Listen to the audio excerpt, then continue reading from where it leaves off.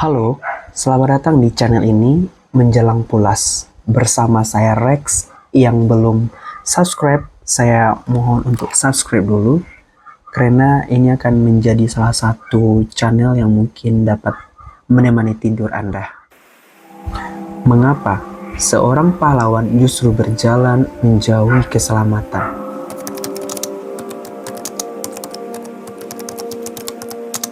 Dan mengapa temannya yang ia selamatkan justru bersikap tak acuh saat pencarian? Ini misteri dibalik tragedi Gunung Slamet Desember lalu.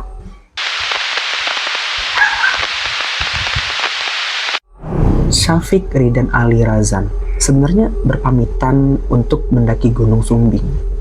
Namun, takdir membelokkan langkahnya ke Gunung Slamet.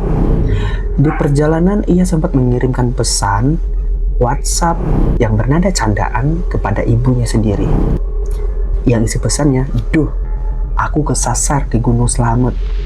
Dan ia pun tertawa. Tak menyadari bahwa kata kesasar itulah yang akan menjadi kenyataan pahit yang mengunci nasibnya di sana. Di pos 9, badai menghantam. Rekannya Himawan mengalami cedera kaki yang sangat parah. Syafiq membuktikan kesetiaan kawannya.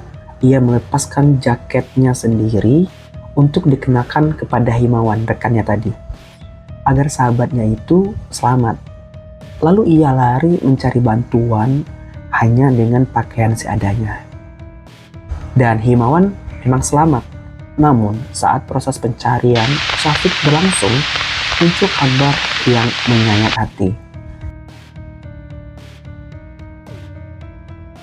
Dari relawan Lahar Brata mengatakan dan mengungkapkan kekecewaannya saat menginterogasi Himawan, rekan dari Syafiq, untuk mencari petunjuk lokasi. Ini padahal berguna sekali untuk informasi ke depannya. Dan dikutip berita juga menyebutkan dia tampak asik bermain game di ponselnya. Saat ditanya oleh relawan tadi soal posisi Syafiq, tidak ada raut kesedihan ataupun rasa bersalah. Kontras saja ya, menjadi luka bagi keluarga Syafiq sendiri yang tengah bertaruh nyawa di atas gunung. Setelah 7 hari operasi SAR resmi dihentikan karena cuaca ekstrim, dan namun perjuangan belum usai di sini. Dimulailah pencarian tahap kedua yang digerakkan oleh keluarga dan relawan mandiri. Tim ini mengambil keputusan yang sangat krusial untuk mengubah arah lokasi dari pencarian.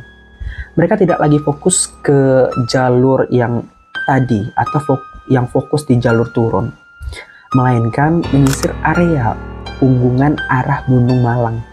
Dan benar saja, di hari ke-17, doa sang ayah, Pak Dhani Rusman, terjawab. Syafiq ditemukan meringkuk di balik batu besar, area Watu Langgar namanya.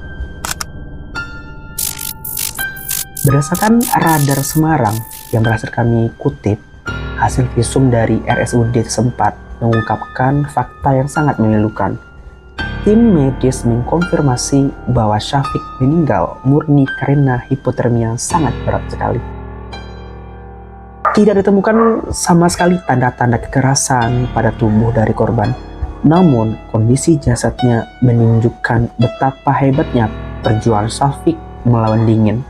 Dan ia ditemukan dalam posisi meringkuk dan berusaha menjaga suhu tubuhnya tanpa jaket yang telah ia berikan tadi kepada temannya. Dokter memperkirakan Syafiq meninggal dunia ini beberapa hari setelah dinyatakan hilang, tepatnya saat badai menyelimuti puncak Gunung Slamet.